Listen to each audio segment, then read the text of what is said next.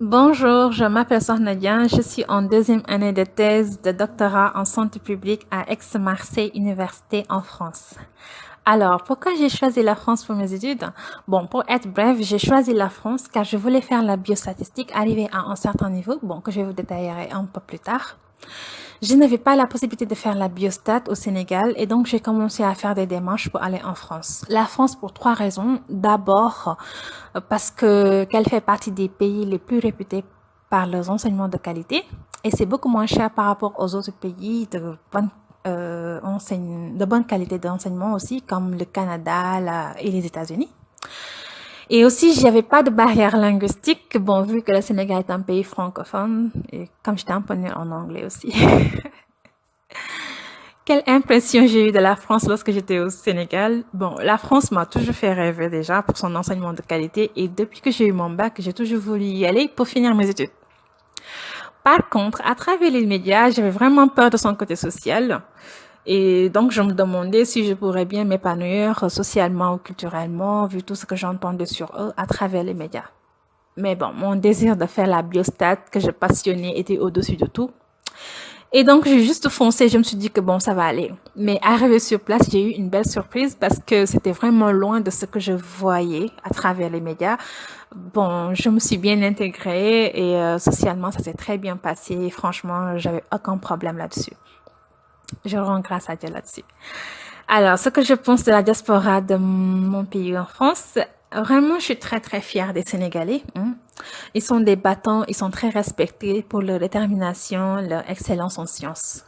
Personnellement, ça m'a donné envie de me battre davantage pour suivre leur pas. Et je me rappelle quand je suis venue en France, j'avais un mois et demi de retard dû à mon obtention de visa. Et un de mes profs m'a demandé ma nationalité. Bon, je lui dis que je suis sénégalaise. Et elle m'a répondu, d'habitude, les Sénégalais ont un bon niveau en sciences. Et là, j'étais vraiment contente et ça m'a beaucoup réconfortée et me donnait envie de me battre aussi davantage. Et aussi, de plus en plus, je vois la diaspora sénégalaise faire de l'entrepreneuriat avec des projets vraiment très intéressants. Et donc, voilà, on ne peut être que fier, quoi. Là, je vais parler maintenant de mon parcours universitaire. J'ai eu mon bac S2 en 2006 au lycée de Mbao. Après, j'ai été orientée en maths, mathématiques appliquées et sciences sociales à l'université Gaston Berger de Saint-Louis. Donc, après mon DEC qui est équivalent à licence 1 et licence 2, je suis un peu de l'ancienne génération, j'ai fait une licence et une maîtrise en MAIF, mathématiques appliquées, informatique et finance. J'ai toujours été passionnée de mathématiques, mais j'ai été beaucoup plus intéressée par l'application de la théorie dans la vie de tous les jours. En fait, bon, c'était bien beau pour moi d'écrire X égale ça, Y égale ça, voici le théorème, voici la démonstration, CQFD, ce qu'il fallait démontrer. Bon, voilà, c'est bien beau tout ça, mais moi, j'avais envie de savoir à quoi ça me sert dans la vie de tous les jours, quoi. Et donc, à force de me poser tout le temps cette question, je me suis orientée vers les statistiques. Et donc, je suis partie à l'UCAD. J'ai fait en 2010. Après ma maîtrise de MAIF en 2010, je suis partie à l'UCAD pour faire un DIA. C'est-à-dire diplôme d'études approfondies, qui est un équivalent du master de recherche maintenant, en mathématiques appliquées, option probabilité statistique. Et c'est pendant cette période que j'ai commencé à regarder les masters professionnels en statistique en France. Et j'ai découvert les biostatistiques. Alors, faut savoir qu'au lycée, j'avais un penchant pour la médecine, mais je n'avais pas du tout l'audace de le faire à cause d'une histoire sur les grenouilles. Donc, on devait faire une expérience avec les grenouilles pour étudier le muscle gastronémien. Et malgré que la grenouille soit morte, j'avais vraiment peur de le toucher. Et du coup, je me suis dit, mais si je n'arrive pas à toucher une grenouille qui est morte, comment je peux faire la médecine? Donc, j'ai laissé tomber cette idée et je suis partie faire les maths.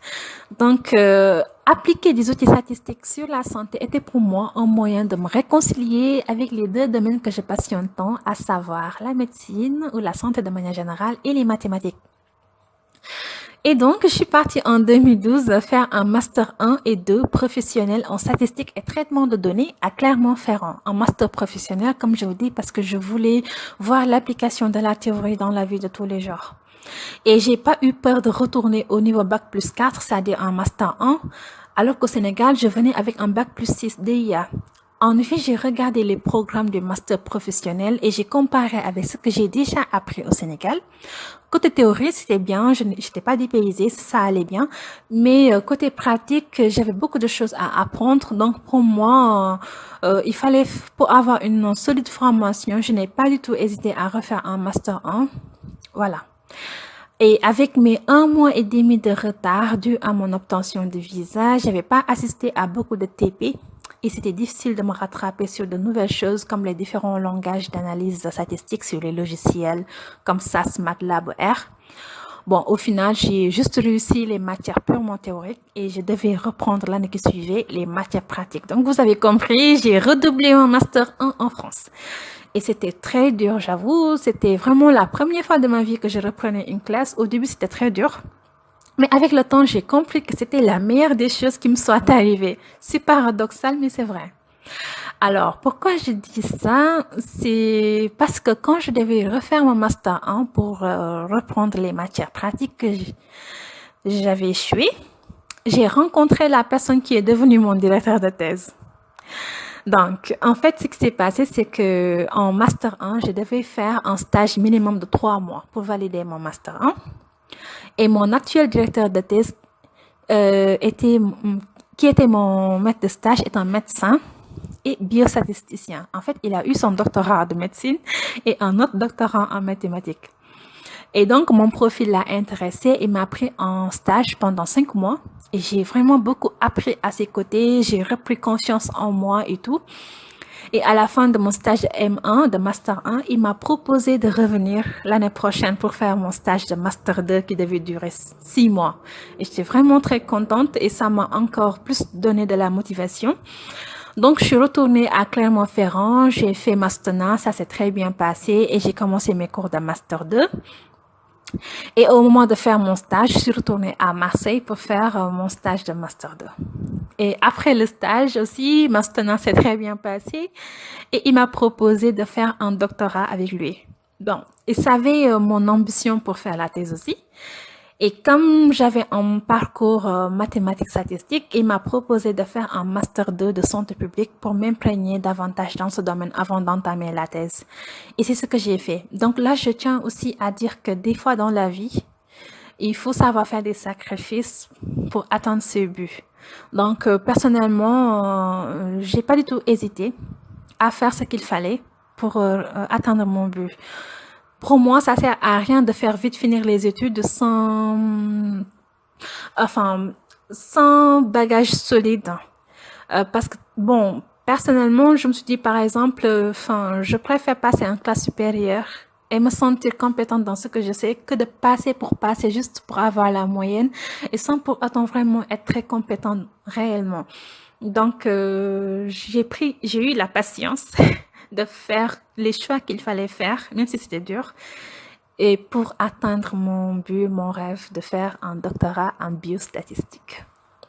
Et donc, après mon master 2 de santé publique, je m'en suis très bien sortie et par la grâce de Dieu, j'ai fait un concours pour avoir un contrat doctoral à l'école des hautes études en santé publique à Paris. Et j'ai fait partie des 8 personnes qui ont eu ce contrat doctoral sur environ plus de 100 étudiants qui sont venus de partout de la France. Et sincèrement, c'était c'était vraiment très super, je vais dire pour moi. Donc, quand j'imaginais là d'où je venais, tout ce que j'ai fait pour en arriver à là, vraiment, je ne pouvais qu'être fière, franchement. Et donc, depuis octobre 2016, je fais mon doctorat en santé publique et je travaille sur la dynamique spatio-temporelle des épidémies comme le paludisme. En fait, j'utilise des outils statistiques pour mettre en place une méthode efficace de comprendre le changement des épidémies dans le temps et dans l'espace géographique pour donner des recommandations sur la lutte contre les épidémies. Bon, en gros, c'est ce que je fais. Et donc, je vais vous résumer. J'ai fait un DEG, une licence, 2 maîtrises et 3 Master 2. Et je prépare mon doctorat en santé publique et je suis en 2e année. Mais je note aussi que j'ai juste réussi mes examens de mon DIA de UCAD et je n'ai pas pu soutenir mon mémoire parce que je devais voyager en France. Voilà. Alors, les compétences nécessaires pour faire les études que je suis en train de faire. D'abord, il faut être très calé en maths et particulièrement en statistiques, c'est important.